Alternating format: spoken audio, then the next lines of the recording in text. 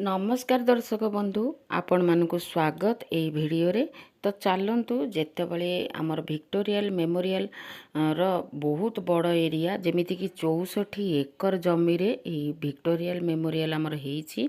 Victoria memorial आमर जो पैलेसटे बहुत बढ़िया बहुत बड़ आउ जितेबले ए जो इंग्रेज शासन चली इंग्रेज मानकर जितेबले शासन चली सेतेबले किपरि हुकुम चलाई थिले यही इंग्रेज मानक शासन चलाउथिबा केते वर्ष पुराना जो माने कि केमिति हुकुम चलाउथिले आ केमिति इंडिया उपरे हमर तांकर शासन चली तो सेई उपरे ही यही पैलेस को देखिले जानी हबो किंतु कौनसी आगर मनीष कथा जानी न थाए किंतु जेतिकी संग्रहालय रे थाए ताकू देखिला परे मनीष को मन को सबु मनीष मन को आसी थाए कि यही आगुरु किपरि थिला शासन आ किपरि थिला आमर रानी मानकर राजा मानकर चालीचलन तो यही संग्रहालय तांकर थिबा स्मृति रे पाई उद्देश्य रे जो जिनिस थाए तो ताकू देखिले सब कथा छुआठू बड़ पर्यंत जानी पारंती। तो भिक्टोरियल मेमोरियल विषय भिक्टोरिया मेमोरियल जो आमर मॉलटी अच्छी ता विषय जानवा हेले आमे निहाती भावे इतिहास पृष्ठा को ओलटाइबा को पड़िबो। तो सेगुड़ाक म्यूजियम रे जो संग्रह कराही एटा होची आमे जानिबा भितर कि 64 एकर जमी रे एही पैलेस टी तयारी करा हेइथला आउ सेही सामग्री जो गुड़ाक ता भितर सबू संग्रह कराही कि रखा हेइची जेमिति कि आमर रानी भिक्टोरिया जे गुड़ाक यूज करूथिले ताकू सबू प्राय जेमिति कि पियानो हला तांकर ड्रेस हैला तांकर यही भिडियोटी आमर मु तो जाइथिली शिवरात्रि टाइम रे 25 तारिख आमे 2 तारिख फेरी थिलु घर को। तो कलकाता रे जेते जगह आमे बुलीछे बहुत कम एरिया बुलीछु भी आ बहुत जगह बुलिबा पई अछि जेमिति कि 30टा जगह जेमिति बुलिबा भलिया अछि किंतु आमे बहुत कम समय नै कि जाइथिबारु बुलीथिलु आ ताकू सबु वीडियो को एकाथर पठे हुएनी को वीडियो भी एकाथर जेमिति कि हमर भिक्टोरिया मेमोरियल बहुत बड़ एरिया रे सेठी तो 2.5 घंटा 3 घंटा लागी गला बुलिबा पई खाली केवल। तो ताकू वीडियो करिके आपण मान पाखकू गोटे गोटे शेयर करूछि आपण माने देखते केमिति थिला मोर स्मृति अनुभूति कलिकता जीवार। तो चलतु ता विषय रे आमर भिक्टोरिया मेमोरियल विषय टिके कथबार्ता करनेबी आपण मानक सहित मु जेतिकी मोर ज्ञान अच्छी जेतिकी मु जानिछि जेतिकी मोर मेमोरी रे अच्छी सेतिकी मु कथबार्ता आपण मानक पाखकू जणाउछि। आउ बुलिली तो बहुत बढ़िया जेमिति कि मेनुमेट गोटे थिला जोटा एठी राजांक ड्रेस देखंतु केते सुंदर सब शोकेस रे पूरा बड़ बड़ काचर शोकेस ता धरे तांकर चेयर टेबुल पर्यंत सबू सहायता होगी रही जोटा कि देखिले बहुत खुशी भी लगे कि आगुरु एमिति सब जिनिस यूज करुथिले। तो जेमिति कि जो कौमिति टाइप रो कौमिति परिस्थिति रे तयारी करा जायतला ताहा हमको इतिहास पृष्ठा को उलटाइबा को पड़िबो। कलिकता रे एही भिक्टोरिया मेमोरियल ताजमहल सांगरे मिसी जायथाय बोली समस्ते कही थांती कि किछिटा पूरा ताजमहल भली देखा जायथाय आ पूरा मार्बल रे ही तयारी एई मेमोरियलटा।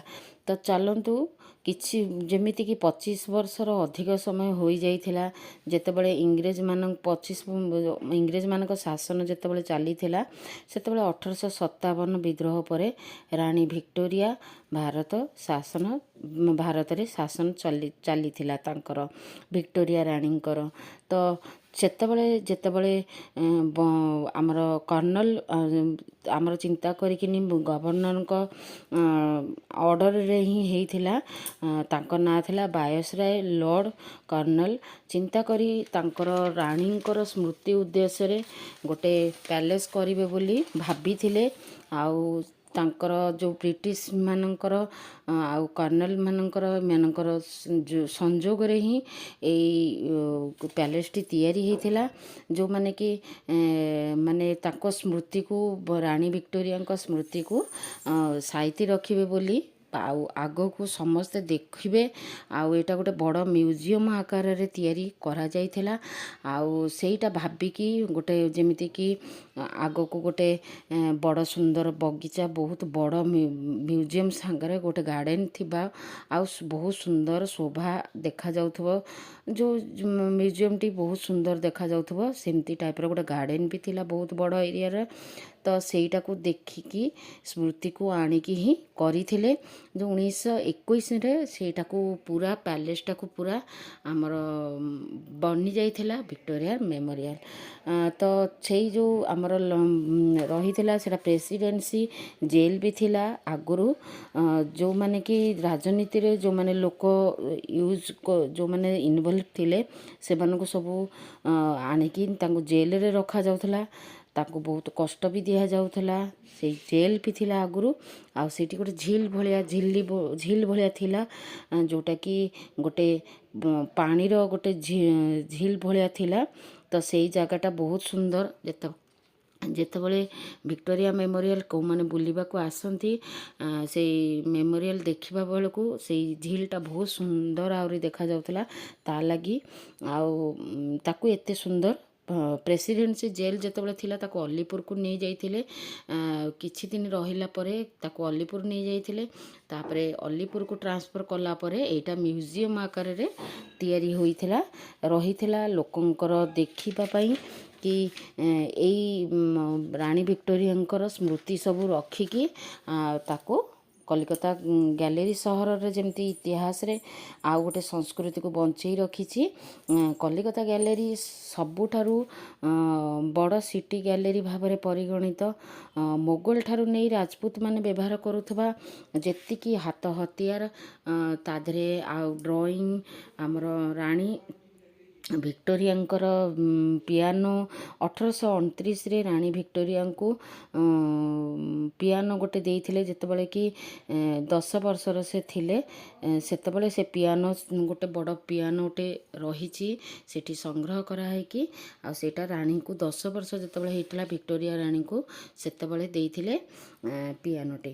ତ ଚାଲନ୍ତୁ ସେଠି ଆମର ଯେଉଁ ସୁନ୍ଦର ଦ୍ୱିତୀୟ ବିଶ୍ୱଯୁଦ୍ଧ ଏଇ ଯେଉଁ ସୁନ୍ଦର ପ୍ୟାଲେସ୍ଟି ଅଛି, ସେ କଳା ରଙ୍ଗ, ଯେମିତିକି ଆମେ ଶୁଣୁ କି ତାକୁ ଦିନେ କଳା ରଙ୍ଗ ବି ବୋଳା ହୋଇଥିଲା। ପୁରା ପ୍ୟାଲେସ୍ଟାକୁ ମାର୍ବଲଟାକୁ ଗୋବର ଆଉ ମାଟିର ସଂଯୋଗ କରିକି ତାକୁ ଗୋଟେ କଳା ରଙ୍ଗ କରିଥିଲେ। କାହିଁକି ଜାପାନିଜ୍ ମାନେ ଯେତେବେଳେ ତାକୁ କିଛି ଖରାପ କରିବାକୁ ଚାହୁଁଥିଲେ, ତାଙ୍କର ଭାଙ୍ଗିବା ପାଇଁ ଚାହୁଁଥିଲେ, କି ଯେତେବେଳେ ପୁରା ତାକୁ ମାଟିରେ ମିଶାଇ ଦେବାକୁ ଚାହୁଁଥିଲେ, ସେତେବେଳେ ଏଇ ଦ୍ୱିତୀୟ ବିଶ୍ୱଯୁଦ୍ଧ ଚାଲିଥିଲା। ଆଉ ସେତେବେଳେ କଳା ରଙ୍ଗ ବୋଳି ଦେଇଥିଲେ ଜାପାନୀମାନଙ୍କ କବଳରୁ ରକ୍ଷା କରିବା ପାଇଁ ଏ ପ୍ୟାଲେସ୍ଟିକୁ। ଆଉ ଏଇ ହଲ୍ଟି ବହୁତ ବଢ଼ିଆ। ବ୍ରିଟିଶଙ୍କର ଗୋଟେ ଯେଉଁ ଶାସନ ଯେତେବେଳେ ଚାଲିଥିଲା, ସେତେବେଳେ ପ୍ଲାନ୍ କରିକି ତାକୁ ଏମିତି ବୁଦ୍ଧି ବାହାର କରିକି କଳା ରଙ୍ଗ ମାଟି ସାଙ୍ଗରେ ଗୋବର ମିଶାଇକି ତାକୁ ପୁରା ଲେପ ଦେଇଥିଲେ, ଯାହାଦ୍ୱାରା କି ସେଟା ତବାହିରୁ ବଞ୍ଚି ଯାଇଥିଲା ଆଉ ଜାପାନୀମାନଙ୍କ କବଳରୁ ଧୂଳିସାତ ନ ହେଇକି ସେ ଆମର ଭିକ୍ଟୋରିଆନ୍ ମେମୋରିଆଲ୍ ଆମର ରହିଯାଇଥିଲା, ବଞ୍ଚି ଯାଇଥିଲା। ଆଉ ସେଟାର କିଛି କ୍ଷତି ହେଇନଥିଲା। ତ 15 ବର୍ଷ ସମୟ ଲାଗିଥିଲା ଏଇ ଯେଉଁ ଆମର ତିଆରି କରିବା ପାଇଁ ମେମୋରିଆଲ୍କୁ। ତ ଏଇ ଯେଉଁ ମନୁମେଣ୍ଟକୁ ମଝିରେ ଦେଖୁଛନ୍ତି, ପ୍ରଥମେ ଦେଖିଲେ ଯେଉଁ ମନୁମେଣ୍ଟ ଗୋଟେ ଭିକ୍ଟୋରିଆ ରାଣୀଙ୍କର ହେଇଛି, ସେଟା 184 ଫୁଟ। ଆଉ ସ୍ମାରକଟିକୁ ତିଆରି କରିବା ପାଇଁ ତାକୁ 15 ବର୍ଷ ସମୟ ଲାଗିଥିଲା। ପୁରା ତିଆରି ହେଇକି ପୁରା ରେଡ଼ି ହେଇଯାଇଥିଲା, ଯେଉଁଟାକି ଆମେମାନେ ଯାଇକି ଏବେ ସବୁ ଦେଖୁଛେ। ଆଉ ହାତ ହତିଆର ଯେତିକି ବନ୍ଧୁକ ହେଲା, ଗୁଳି ହେଲା, ବୋମା ହେଲା, ଯାହା ବି ଖଣ୍ଡା, ଛୁରୀ, ତରବାଲ, ଆମର ଯେଉଁଟା ଆମର ଯୁଦ୍ଧ ପାଇଁ ଯେଉଁ ଥାଏ ମେସିନ୍, ଯେଉଁଟାକି ଯୁଦ୍ଧ ପାଇଁ ଯେତିକି ସାମଗ୍ରୀ ଦରକାର ସେତିକି ସବୁ ଯାକ। ଆଉ ଜାହାଜ ହେଲା, ତାର ସବୁ ପ୍ରକାର ସେଇଠି ତାର କିଛି କିଛି ଆମର ଡେମୋ କରାହେଇକି ରଖାହେଇଛି, ଯେଉଁଟାକି ଦେଖିଲେ ଜାଣିପାରିବେ କି ହଁ ଆଗରୁ ରାଣୀ ଭିକ୍ଟୋରିଆଙ୍କର ସମୟରେ ଏହିପରି ତାଙ୍କର ଚାଲିଚଳନ, ତାଙ୍କର ଆସବାବପତ୍ର, ଡ୍ରଇଂଠୁ ନେଇକି ସବୁ ସ୍ମୃତି ସମସ୍ତଙ୍କର ଏଇଠି ଅଛି, ସଂଗ୍ରହ କରାହେଇକି ରଖାହେଇଛି। ଆଉ ଏଇ ଯେଉଁ ମ୍ୟୁଜିୟମରେ ଯୋଧପୁରରୁ ଅଣା ହେଇଯାଇଥିଲା, ଏଇ ଯେଉଁ ମ୍ୟୁଜିୟମରେ ବ୍ୟବହାର କରାହେଇଛି ଯେଉଁ ମାର୍ବଲ, ତାକୁ ହ୍ୱାଇଟ୍ ମକାରାନ୍ ମାର୍ବଲ କୁହାଯାଉଥିଲା। ସେଟା ଯୋଧପୁର ରାଜସ୍ଥାନରୁ ହିଁ ଅଣାଯାଇଥିଲା ସେଇ ମାର୍ବଲକୁ। ଆଉ ଏହି ସ୍ମାରକଟିକୁ ତିଆରି କରାଯାଇଥିଲା, ପୁରା ସ୍ମାରକଟିକୁ ତିଆରି ହେଇଥିଲା 64 ଏକର ଜମିରେ। ଆଉ ଏଇଠି ଦେଖନ୍ତୁ, ଏଇ ଯେଉଁ ଆମର ସବୁ ଲଗା ହେଇଛି ୱାଲରେ, ଯେତିକି ପୋର୍ଟ୍ରେଟ୍ ସବୁ ଲଗା ହେଇଛି, ଆମର କେମିତି ଭିକ୍ଟୋରିଆ ମେମୋରିଆଲରୁ ମାନେ ପ୍ରାରମ୍ଭରୁ ନେଇକି ଶେଷ ପର୍ଯ୍ୟନ୍ତ, ଯେମିତିକି ଆରମ୍ଭ ହେଲା କେମିତି ଆଉ ଶେଷ ପର୍ଯ୍ୟନ୍ତ ପୁରା ଦେଖେଇଛି। କିଛିଟା ଫଟୋ ଆଦେହରେ ଦେଖା ହେଇଛି, କିଛିଟା ଫଟୋ ଦେଖା ହେଇନି, କାରଣ ବହୁତ ବଡ଼ ଏରିଆରେ ସେଟା କଭର୍ କରାଯାଇଥିଲା। ଆଉ ସବୁ ଯାକ ଭିଡ଼ିଓ ଦେବା ସମ୍ଭବ ନୁହଁ, ହେଲେ ବି ମୁଁ ଚେଷ୍ଟା କରିଛି ବହୁତ ଶୀଘ୍ର ଭଲ ଭାବରେ ଗୋଟି ଗୋଟି କରିକି ଆପଣମାନଙ୍କୁ ଦେଖେଇବା ପାଇଁ। ସବୁ ଯେଉଁଗୁଡ଼ାକ ଯେଉଁଟା ମାନେ କିଛି ଇମ୍ପୋର୍ଟାଣ୍ଟ ଜିନିଷ ଦେଇକି ଏଇଟା ଭିଡ଼ିଓଟିକି ମୁଁ ପ୍ରସ୍ତୁତ କରିଛି। କେମିତି ଆପଣମାନଙ୍କୁ ଲାଗିବ ମୋ ଭିଡ଼ିଓଟି, ଆଉ କେତେ ଭିଡ଼ିଓ ଆପଣମାନେ ଦେଖୁଛନ୍ତି।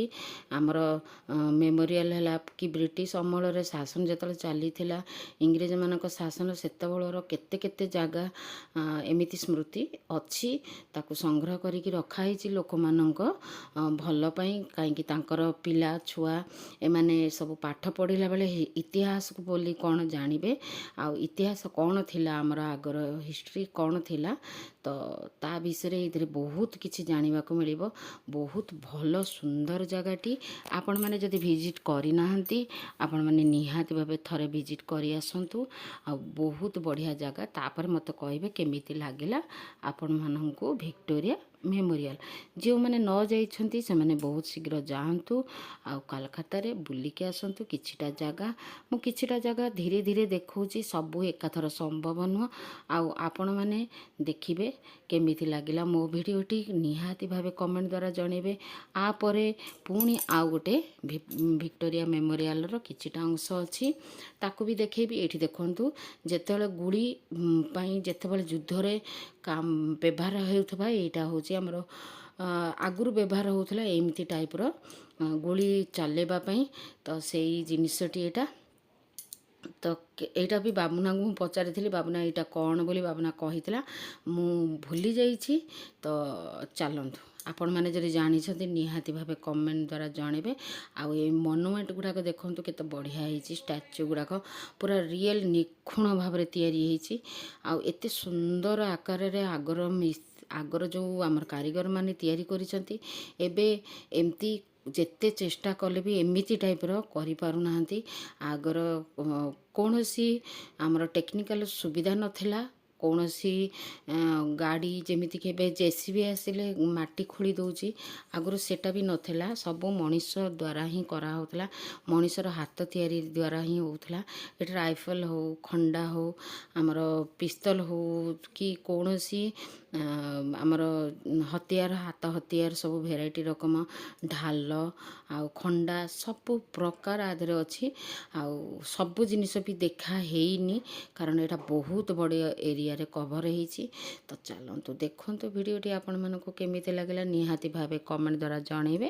ପୁଣି ଦେଖା ହେବ ନେକ୍ସଟ ଭିଡ଼ିଓରେ କଲିକତାର କିଛିଟା ଅଂଶ। ତ ଚାଲନ୍ତୁ, କଲିକତା ଭିଡ଼ିଓ ସରିନି ଏବେ ପର୍ଯ୍ୟନ୍ତ, ଯେବେ ସରିବ ଆପଣମାନେ ଜାଣିପାରିବେ। କିନ୍ତୁ ମୁଁ ଯାଇଥିଲି ଫେବୃଆରୀ 25ରେ। ତ ଚାଲନ୍ତୁ, ଆମେ 2 ତାରିଖ ଦିନ ପଳେଇ ଆସିଥିଲୁ, ମାର୍ଚ୍ଚ 2 ତାରିଖ ଘରେ ଆସିକି ପହଞ୍ଚିଥିଲୁ।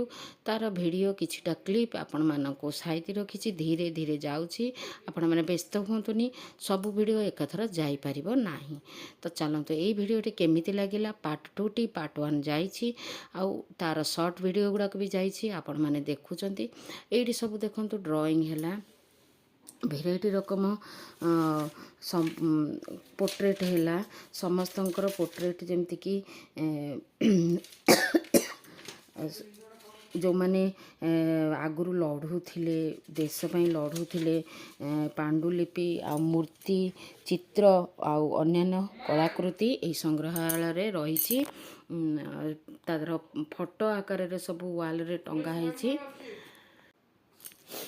ଆଗର ଯେତେବେଳେ ଆମେ ଦେଖୁ କୌଣସି ସ୍ମୃତି, କୌଣସି ଇତିହାସର କିଛି ପୃଷ୍ଠାର ଯେମିତି ଅଂଶଟିଏ, ଆଗରୁ ଯେମିତି ସାଇତା ହେଇଥିବା ଆମର ଯେମିତିକି ମଲ୍ ହେଲା କି ଯେମିତି ଖଣ୍ଡଗିରି, ଉଦୟଗିରି, କୋଣାର୍କ ଆମେ ଯେମିତି ଦେଖିଲେ, ତାଜମହଲ ଦେଖିଲେ କି ଭେରାଇଟି ରକମ ଆଗରୁ ଯେମିତି ଏମିତି ତିଆରି ହେଉଥିଲା, ଏମିତି ଥିଲେ କାରିଗର ବୋଲି ଭାବିଦେଲେ କେମିତି ଆମ ମନକୁ ଆସେ କି ଆଜିକାଲି ଟେକ୍ନିକାଲ ଯୁଗରେ ସବୁ ପ୍ରକାର ସୁବିଧା ହେଲା ପରେ ଏମିତି ମୂର୍ତ୍ତିଟେ ତିଆରି ହେଇପାରୁନି କି ଏମିତି ଆଗ ଭଳି ନିଖୁଣ କାମ ତା ଦେହରେ ଦେଖିବାକୁ ମିଳୁନି।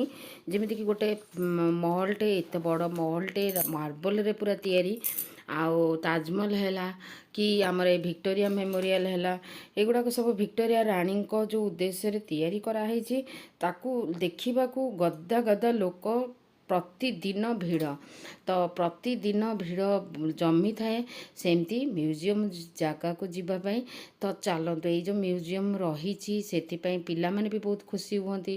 ପିଲାମାନେ ବି ପୋର୍ଟ୍ରେଟ୍ ଗୁଡ଼ାକ ଦେଖିଲେ କିଛି ଶିଖନ୍ତି କି ଭଲ ଶିକ୍ଷା ଦେଖିବାକୁ ମିଳେ। ଆଉ ଏବେ କୌଣସି ଭିଡ଼ିଓ ଆପଣମାନେ କରନ୍ତୁ, କିଛି ଭଲ ଶିକ୍ଷା ପିଲାଙ୍କୁ ଯେମିତିକି ଖରାପ ଆଗକୁ ନ ହୁଅନ୍ତୁ, ଆଗକୁ ଯେମିତିକି କୌଣସି ଚିନ୍ତାଧାରା ଖରାପ ନ ରଖନ୍ତୁ, ସେମିତି ନ କରିକି ଭଲ ଭିଡ଼ିଓ ଦେବାକୁ ଚେଷ୍ଟା କରନ୍ତୁ। ତାହେଲେ ଜାଣିବେ ବହୁତ ଭଲ ଶିକ୍ଷା ପିଲାମାନେ ବହୁତ ପାଇବେ। ଆଉ ଯେମିତିକି କିଛି ଖରାପ ଚିନ୍ତାଧାରା ଧରିକି ଭିଡ଼ିଓ କରନ୍ତୁନି, ଯେମିତିକି ପିଲାମାନେ କୁରାସ୍ତାକୁ ପଳାଉଛନ୍ତି, ଖରାପ ଶିଖୁଛନ୍ତି, ଖରାପ ଦେଖେଇବାକୁ ଇଚ୍ଛା କରୁଛନ୍ତି, ଆଉ ବଡ଼ ସାନ କିଛି ମାନୁନାହାନ୍ତି ଆଜିକା ପିଢ଼ିମାନେ। ତ ଚାଲନ୍ତୁ ଏମିତି ଜାଗାକୁ ଯାଆନ୍ତୁ, ଏମିତି ଜାଗାକୁ ବୁଲନ୍ତୁ। ଆଉ ମୋ ଭିଡ଼ିଓଟି କେମିତି ଲାଗିଲା, ଭିକ୍ଟୋରିଆ ମେମୋରିଆଲ ଦେଖିଲା ପରେ କିଛିଟା ଅଂଶ, ଏଇଟା ପାର୍ଟ 3ରେ ପୁଣି ଦେବି। ପାର୍ଟ 1 ପାର୍ଟ 2 ପଳେଇଗଲା, ଏଇଟା ହେଉଛି ପାର୍ଟ 2ଟି। ତ ଦର୍ଶକ ବନ୍ଧୁ, 64 ଏକରରେ ଏଇ ମେମୋରିଆଲଟି ତିଆରି ହେଇଥିଲା। ତ ଆପଣମାନଙ୍କୁ କିପରି ଲାଗିଲା ଭିଡ଼ିଓଟି? ଆଉ ଯେଉଁ ଆମର ଗାର୍ଡ଼େନଟି ହେଇଛି, ବିରାଟ ବଡ଼ ଗାର୍ଡ଼େନଟି, ଆଉ ତା'ର ଏଣ୍ଟ୍ରି, ଆଉ ଏତେ ଶାନ୍ତଶିଷ୍ଟ ପରିବେଶ, ଆଉ ଯେତିକି ପୁରା ଆରାମ ସୁକୁନ ମିଳିବ ସେମିତି ପରିବେଶଟିଏ। ତ ଚାଲନ୍ତୁ ସେ ଜାଗାକୁ ପଳେଇଗଲେ ଯେମିତି ଲାଗେ କି ହାଲ୍ଲା ନାହିଁ, କିଛି ନାହିଁ, ବହୁତ ଶାନ୍ତ ପୁରା। ଯେମିତି କୋଇଲିର ଆବାଜ, ଚଢ଼େଇର ଆବାଜ, ଆମର ଗଛ ପତ୍ରର ଆବାଜ, ତାହା ଛଡ଼ା ଆଉ କିଛି ନାହିଁ। ସେ ଏରିଆଟି ଏତେ ଶାନ୍ତ, ବହୁତ ଆରାମ ମିଳିବ। ଗୋଟେ ଲୋକକୁ ଆରାମରେ ମୁଣ୍ଡ ସ୍ଥିର କରିକି ବସିବା ପାଇଁ ବହୁତ ଶାନ୍ତି ଲାଗିବ। ତ ଚାଲନ୍ତୁ ସେମିତି ପରିବେଶଟିଏ ସେଇ ମେମୋରିଆଲଟି, ଭିକ୍ଟୋରିଆ ମେମୋରିଆଲଟି। ତ ଚାଲନ୍ତୁ, ଏଇଠି ଫଟୋ ଆମେ ସୁଟ୍ କରିଦେଇଥିଲୁ, କେତେ ବଢ଼ିଆ ଦେଖାଯାଉଛି ଦେଖନ୍ତୁ। ଆଉ ତାପରେ ଏଇ ଗାର୍ଡ଼େନରେ ଟିକେ ଆଗରେ ପୁରା ଲନ୍ ଆମର ଯେମିତିକି ଝିଲ୍ ଅଛି, ଏ ପାଣିର ଅଂଶଟି ଅଛି, ସେଇଟା ବହୁତ ସୁନ୍ଦର ଦେଖାଯାଉଛି। ଭିକ୍ଟୋରିଆ ମେମୋରିଆଲକୁ ଆହୁରି 2 ଗୁଣ ତ ସୁନ୍ଦର କରିଦେଉଛି। ତ ଚାଲନ୍ତୁ, ଏଇଠି ଫଟୋ ସମସ୍ତେ ଉଠାଉଥିଲେ, ଆଉ ସମସ୍ତେ ବୁଲୁଥିଲେ। ବହୁତ ବଢ଼ିଆ ଫଟୋ ଉଠିବା ପାଇଁ ପୁରା ସମସ୍ତେ ପୁରା ମାତି ଯାଇଥିଲେ। ତ ଚାଲନ୍ତୁ ଭିଡ଼ିଓଟି କେମିତି ଲାଗିଲା ନିହାତି